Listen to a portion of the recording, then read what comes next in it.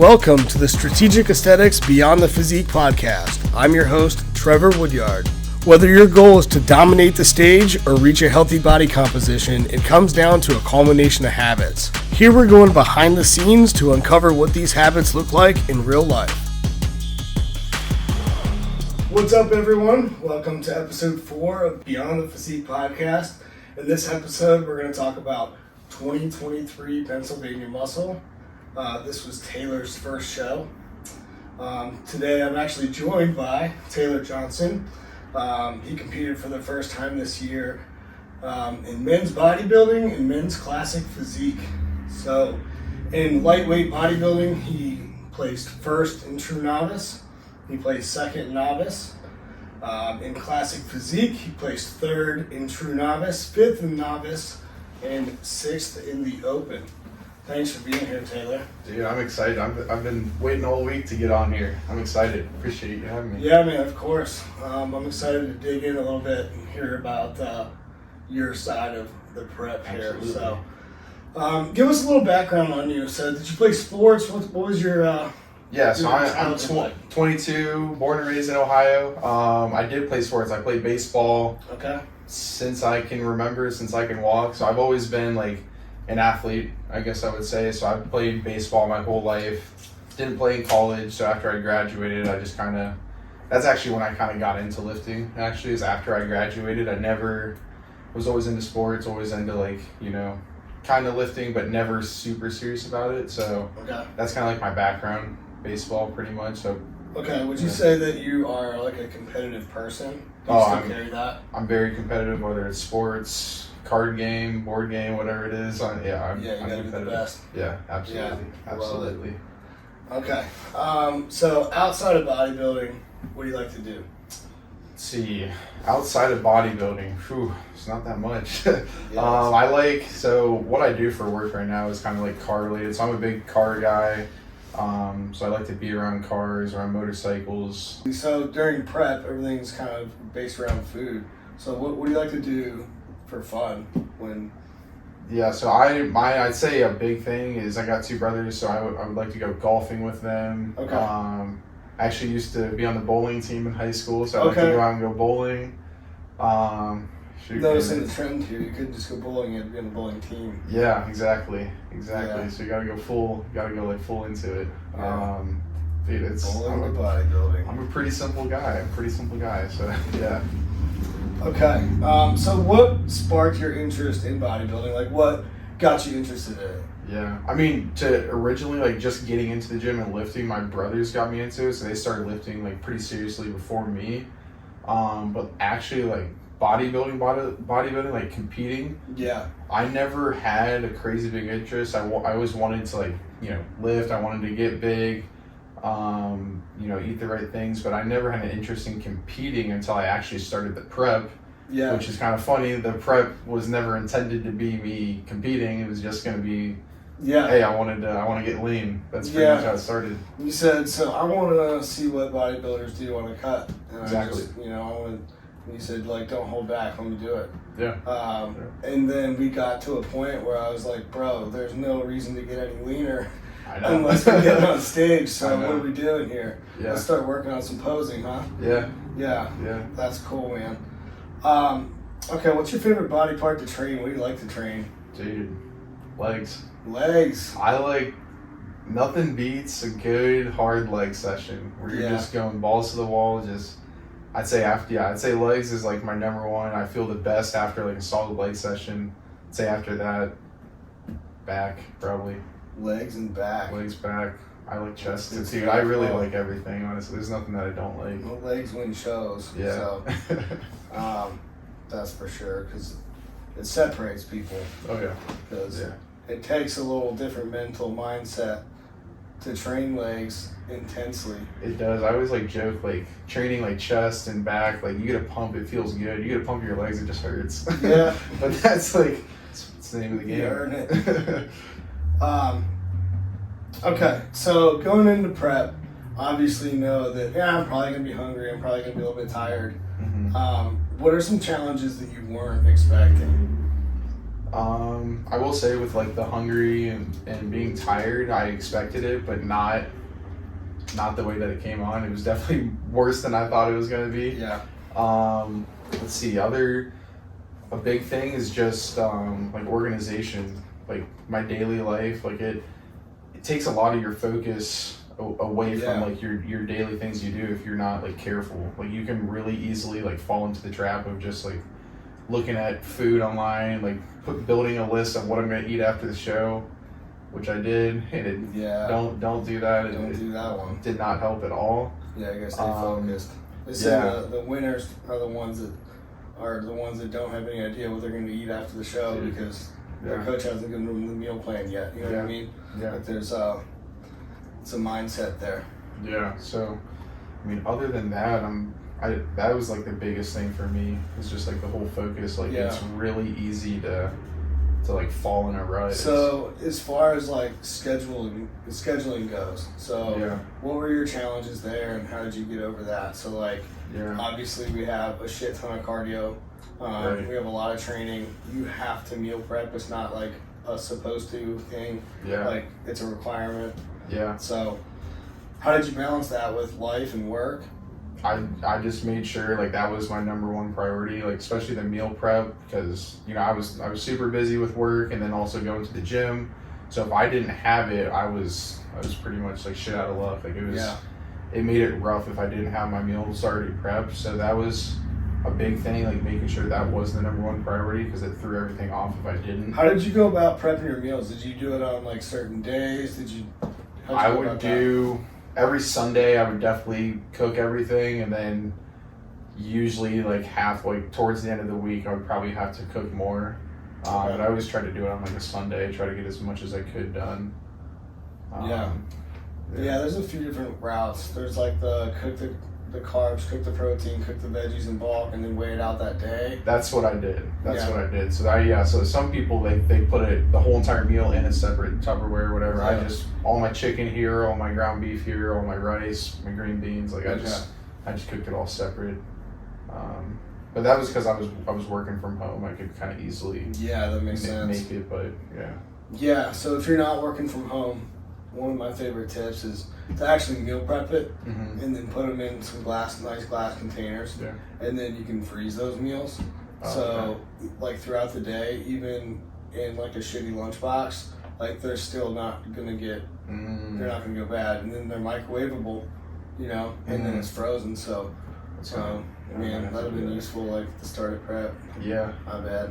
Nah, yeah, it's all good. Coach, huh? You live and you learn. Okay. Okay, so what mistakes did you make? Sure. I'd say, I mean, some of the mistakes was just like not, kind of like letting things slide, like not, whether I didn't prep the meals or I pushed off cardio, like, oh, I'll just do it later today. And when it came to that time of the day, it's like, dude, I do not want to do this at all. So just stuff like that. I mean, that was a big thing. There was definitely a couple unplanned refeeds in there where I went off the diet, and I mean obviously I regret it, right? But I mean, but you know what you did right on that though is you communicated with me. You told me about it. Yeah, exactly. I could have hidden it and just tried to like burn myself in cardio and not eat any food, which actually is not I learned is not the right way to do it. So we just got right back on plan, and it kind of ironed itself out. But I'm not going to beat myself over it. Yeah. I know next prep I'm going to do. I know I'm not going to make that mistake again. But and part of competing is learning trigger foods and stuff in that kind of situation. Yeah. So we learned then like let's remove the peanut butter. Yeah. Yeah. So that's an easy fix that we can make together to make it less likely to happen. So when it comes to like life stress and your day-to-day life stuff, how did you manage that? So like did you have any kind of stress management techniques in place that helped with that? Because it's definitely it's definitely increased during that time. Oh yeah, your sensitivity to it is increased during that time. Yeah, it is increased a lot, and depending on what you do for like your day job, like what I was doing, it was a lot of stress as well. I think the biggest thing is I was working out in the mornings. I was kind of getting like the harder task out of the way at the beginning of the day, because as the day went on, I just went lower and lower with the energy. So I think prioritizing, like making sure I get my hard tasks done at the beginning of the day, that was a big one. Just like really like not being afraid to be selfish with like, you know, decompressing and like taking some time off or taking a nap either, or you know what I mean? Like some people, they're like, oh, don't take a nap, you're gonna ruin your production, or you know, you can't get as much stuff done in the day or whatever it is. But I found a lot of benefit from that. You need a nap. Relaxing. And that's something, I mean, unless your nap is actually hurting your sleep at night. Right. Like that's when you could say a nap's not actually beneficial, but in my opinion, in a prep situation, if you're sleeping all the way through the night, and you have an opportunity to take a nap during the day, you should probably do that. And then on top of that, just like sleep in general. If I didn't get a good night's sleep, like I would wake up, I would look in the mirror, I would feel super watery, and I wouldn't like. It would also add stress. We were testing your glucose. Around then. So have you ever heard of that before this contest prep? So no. We were testing your fasted glucose in the morning basically to see indirectly where your cortisol was. You know, just to see if your overall stress load. So if your stress is super high, then you're gonna have a high glucose reading in the morning. That really helped us gauge your stress management. That helps a lot. So who do you look up to for inspiration? Are there any like bodybuilders or just inspirational people in general? I mean, in terms of bodybuilders, shoot, there's a lot that I look up to. I gotta go with like a classic C-Bum. Everyone goes with him, but like he's a very like real guy. He doesn't like sugarcoat anything. He's real about his struggles. It's not all here. It's up and down. He's relatable, exactly. He's real, and he's definitely someone I look up to because, you know, he obviously puts in the work. He's got a lot on his shoulders. He's got a lot of people looking up to him.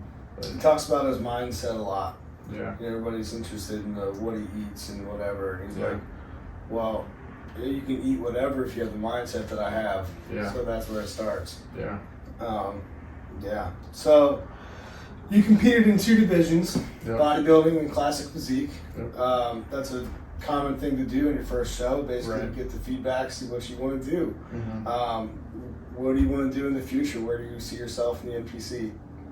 I think classic physique is the way that I see it. I mean, I feel like they're, at least for me personally, they were kind of similar, just a few different poses, different trunks obviously, but I think classic physique fits it pretty well. As we move up the ranks from the regional to the nationals, the national level bodybuilding, there's some big boys. There's some big boys. So you'll find that it's by weight.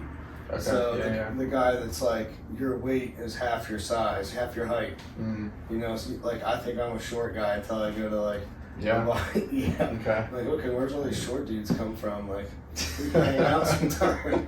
That's right. You're huge. That's right. But so classic physique, there's a individual height and weight for each height. So you have to be basically a little more the best look at this certain weight. And I think that's a lot more fun. It's definitely a lot more healthy. You know, because the amount of food that you have to push to get that big, and I mean amongst other things, but like it's no secret, the open class bodybuilders, it's not safe. It's not healthy long term. So moving into classic physique, I'm really excited about that. Now we can lean fully into that, and we'll roll with it. So on days that hunger and fatigue set in, how'd you deal with this? Like, what was your mindset tip or your mindset trick? How did you get yourself mentally past that hurdle? I'd say just taking a break from work, like going on a walk. Definitely not looking at anything food related that made it worse. I tried doing that. Like, not intentionally putting temptation in front of you. Yeah, pretty much just just trying to stay focused on like whatever you're like working on, like that. I noticed sometimes I work for like 2-3 hours. I'm like, dude, I completely forgot that I was starving when I first started working, because you just kind of get in a groove and you just like focus. But yeah, it's definitely a balance, because if you completely cut your schedule too much, then you're just sitting around being hungry. Yeah, you gotta stay busy. You definitely have to stay busy, but not overstressed. Right. It's balance. Yeah, it is a balance. Okay, so Americans in general, we are food-focused people. Yes. So everything we do, all of our gatherings are somehow based around food. Yep. And if it's not based around food, there's going to be food there. Yeah. So in prep, how did you go about this? So like in family events, when you had to bring your own meals, how'd you handle that? Yeah, so there were a bunch of times where my family, where we went out to eat or we went on vacation, everyone's having family dinners together, they're grilling out hot dogs, hamburgers, going out to eat. It was definitely like tough, kind of sucked sitting there, but I would always bring like my Tupperware with my meals to make sure I like stayed on track. That was the best way that I found to handle it. There was one time I ate before, and then I went there and I just sat there the whole time and watched everyone eat. That didn't help. So definitely bring the Tupperware with you, so you can like, whenever everyone's entrees come out, I open up my Tupperware and ate. Yeah, so you still eat with them and be part of it. Still eat with them, be a part of it. You don't have to like miss out on anything. I think that's the big thing with like the prep is you don't have to like miss out on everything. Like you can, there's ways to make it work. Yeah, I definitely I went to several family dinners and I brought my Tupperware with me, and it was an adjustment at first, but actually Megan's family was like totally normal. They just expected it. It was awesome. So I think just kind of communicating that ahead of time, like, hey, I know that you're making these burgers tonight, and what I really want to do is come enjoy my presence with you guys, go hang out, but I have to eat this meal, so it's just, I'm going to eat this, and you guys can eat your burgers, so don't cook one for me. You know, it's not because I don't want to, it's just because I have these certain goals. And then really, for me, like, I found that I'm enjoying the people now, right? Where before I was almost looking forward to like that peanut butter pie and whatever else, but then now I'm actually there, like enjoying the conversation with the people and stuff. So and so going on with that, so basically when you can't eat or drink, right? Like everyone else, how did you have fun? So what did you do for fun outside of that? Because some people seem to think that it's impossible to have fun without. I mean, the biggest thing is like, it's so hard in the moment, but just to not think about food, like just know that like you have an end goal in mind. That's like the way that I like to look at it is, how many people are doing what I'm doing? Yeah. Okay, very few. You can't expect like everyone to have that same mindset that you have if they're not like chasing that same goal you're chasing. Yeah. So it's like just knowing that, keeping it in the back of your head. Like, also I think it's important to explain to the people you're around, like you said, like, hey, what I'm doing, it's not just some diet. It's like I need to follow this to a T. I can't cheat. Like one little, like there was plenty of times where my parents like, oh, you can have you can just tell the restaurant to give you chicken, and it's maybe I could have done it. I don't know, but I prefer to just, I'm a perfectionist. I had people tell me that stuff too. You can go to the restaurant, you can order, just tell the chef not to like cook it in oil or whatever. And I'm like, well, I don't want them to cook it in spit, so like but at the same time, like when I go to a restaurant, it's because I kind of respect that restaurant and I want like what they are serving, the way they serve it. And like there were times though for me, I went to people's birthday parties and just at a restaurant, showed up my own Tupperware and shit. I order, Diet Coke. Yeah. But that's all you need. That's all you need. Okay. All right. So if you had the opportunity to go back and redo this prep, what would you change? What would you do different? Let's see. Definitely like get rid of those unplanned refeeds. That was that's just something that I, wish I could have changed. I think. What would you do to prevent that? So on our next prep, I mean, step one, I know, it's going to be I'm not going to put peanut butter in there, and we'll talk There you about go. other There you go. Yeah, trigger foods. that's a good step. Yeah. I think, I think not having stuff, yeah, like one, not even having the trigger foods in the plan, but also not even having them in the house. Yeah. Because like you can take stuff out of the plan, but if it's still sitting in the pantry, I might still end up with it. So it's like, end up eating it somehow. yeah, and I think, and there was a couple times that it happened. So I think after that first one, I just like in my head, I'm like, I already did it once. That's a terrible way to think about it, but that's Right. whenever you're that deep into the prep, your mind starts playing games on you, and Yeah. yeah. So I think, do you feel like it was diet fatigue that got you? Like you were just craving these foods, or do you think you were just like fucking fatigued and depleted? I think it was a mix of both of those, and also like just not expecting like how hard it actually was going to be. Okay. Like I think everyone hears like, oh, bodybuilding prep, it's hard, it's tough. Like you get super hungry, you get moody. There's no way to explain it until you're actually like 2-3 weeks out and you're Yeah. like You're, starving. Like there's no way to explain it until you're actually like doing it. yeah, so just a little more experience. So Yeah. from my side, I think I'm just gonna keep checking in on your stress levels. Yeah. I think multiple check-ins. I don't want to be like super needy and need you to like check in with me every day, but it definitely helps like the more communication we were in, I felt better like leading up to the show. Yeah. So I think that's a big thing. Keep them to communication. Yeah. Okay. So you got to learn quite a bit about yourself. Yeah. It was a hell of a diet. Yeah. And there was a lot of things that happened along the way. Is there anything that you learned during prep that you can apply to the future or like learn about yourself? Yeah, I mean, there's honestly I keep going back to it, just the importance of like not having a bunch of distractions, like making sure like you set yourself up to be able to like focus the best you can, to like put 100% intention into what you're doing, because ultimately like we set ourselves up to do whatever. Like, you know, if you're sitting on your phone and it's 10 o'clock at night and you got to get up at like 5 in the morning, like you can either put the phone down, go to bed, or you can like, you know what I mean? It's just simple decisions that kind of like add up over time. Yeah.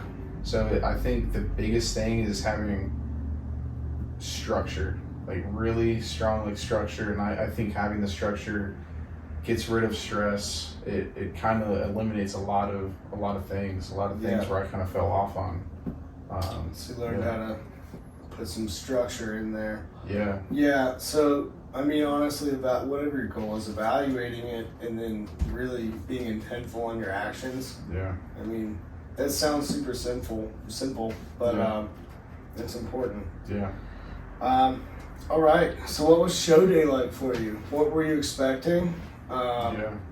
Show day was cool. I've always been like, I'd say I'm like an introvert at heart. Like I'm not a super outgoing person. I never partied in high school. Like I don't have a whole bunch of friends on stage. Yeah, I was like, I thought I was gonna step on stage and I was gonna be like nervous. I was gonna be shaking, dude. I stepped up there.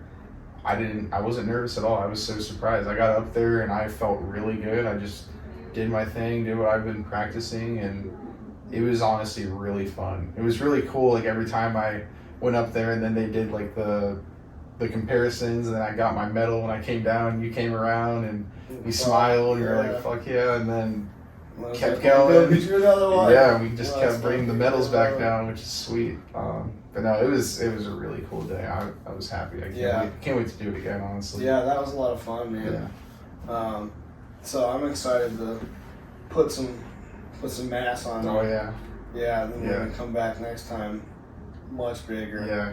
And then we'll come in a little leaner too. That's right. Just because, I mean, the first time, it's your first time. Yeah. But we'll come in, I mean, peeled to the bone. Yeah, we get striated glutes. Yeah. That's what we need. And then we'll keep working on the posing too. Oh yeah, that was a big thing too. It's always something that needs work, and it needs continuous work because it's muscle memory, you know. Yeah. And when it comes to posing, I used to think that like I don't know, it was useful for show, but not really useful in the gym. Yeah. But the mind-muscle connection that you get, Oh, yeah. I mean, you can apply that, you know? Yeah. Like, you can, all of a sudden, your chest flies feel like chest flies. They don't just feel like front delt flies, you Yeah. know? Yeah. Like, you just learn how to contract things. Yeah. So, what do you have what do you have advice-wise for someone like post-show? So, somebody who just finished a show, maybe for the first time, do you have advice on navigating that? Yes, I have some really good advice for the Okay. post show. First thing, post show, obviously, like you put in the work for how many weeks with the prep. Enjoy like that meal enjoy the night with your family or whoever came to support you. Like enjoy that, but the food's still gonna be there. Okay, so what I personally did is I just kept going.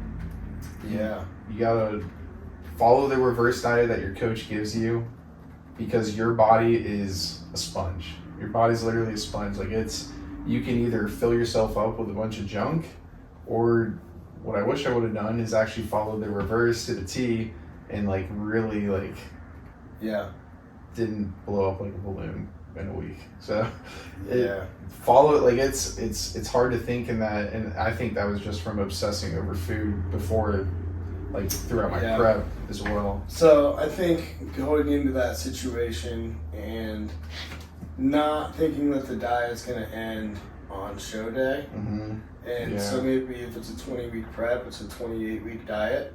You know? Yeah. And having that mindset can help with that. Yeah.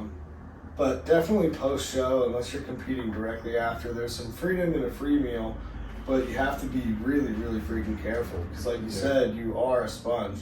And enhanced natural male, female, the first thing you should do is just get some water and some quality protein in. Because most likely show day you've had nothing but some kind of carbs, probably some sodium, and your water's probably been at least monitored, if not restricted, depending on your coach and the tactics. But you really need to get the hydration in, number one. And then number two is a quality source of protein to make you start feeling a little satiated, so then when you go for that donut after, one donut makes you feel full rather than eating the whole box. Yeah. And then in the reverse situation, you can't trust your hunger cues. You know? You can't, because you're just going to be hungry all the time. Your body's trying to get you back to that set point, and it's trying to do it as fast as possible. But when that happens and you do blow up, it can actually increase your blood pressure significantly. And that puts a lot of stress on the heart and kidneys. So it's not just about the physique and the look. It's like your health markers are actually really affected from that. So enjoying that free meal or two is definitely okay, but getting back on plan and bringing that food back is really pretty key. That was a big one. So what are your goals for the future? What's in store for Taylor? Dude, I want to compete again. I really enjoyed the process. I really want to go back out there, and because I know I can do better. I know I can follow the diet better. I know I can put more effort into the cardio sessions, even the workouts. Like when I was getting depleted, I definitely was kind of, not like kind of just going through it half-assed, I guess, sometimes the workouts, because I just had no energy when I was just kind of like moving the weight around, just trying to make it through. So just more intention with that. My goal is to definitely put on some size, and really I want to step on stage again. Even get like get my brothers on to stepping on stage as well. That'd be sweet. That would be cool. The whole family's making a change. The whole trio. The whole family. That's cool. All right. So as far as future shows, do you have anything selected or like a time frame? Nothing selected. I mean, I think kind of just doing what you tell me, man. I want to do whatever. Put my trust in the man over here. Honestly, I just want to do it the right way. I want to take like a real off season. I want to actually not do like a dirty bulk that people do. I want to like actually like put on size but like stay lean. I know I can do that if I follow the plan. So we're just gonna keep tight and keep titrate the food up slowly, and stay lean. Yeah.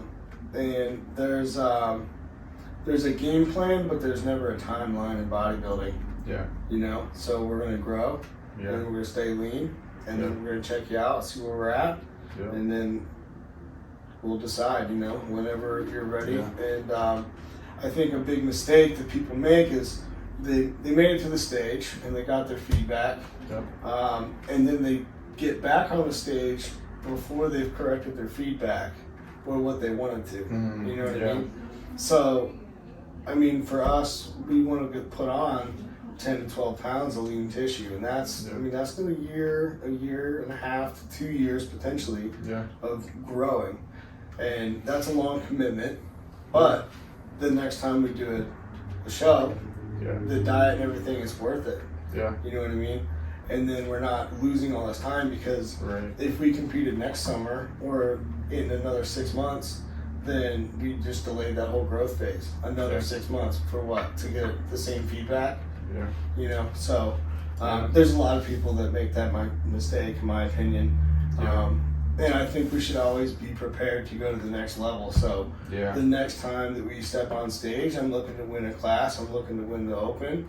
And I'm looking to, you know, get nationally qualified and start talking about a national show, you know. So I'm not here to fuck around, you know. Yeah. So we'll push on it. Yeah. Absolutely. So thank you for being here, Taylor. So how can people find you on Instagram, Facebook, YouTube, whatever? My Your socials here. dude, I don't even remember what my Instagram name is. Just look up Taylor Johnson on Instagram. It might come up. It might not. There we go. We I'll can tag attach it it. somewhere. I'll attach it. in the show We'll do notes. it. It'll work as magic. Awesome, man. Yeah. Well, thank you for being here today, Yeah, Taylor. Absolutely. Thank you for having me. Absolutely. I'm glad I could be here. All right, see y'all later. Thank you for listening to this episode of Beyond the Physique podcast. If you enjoyed this and would like to hear more like it, be sure to subscribe.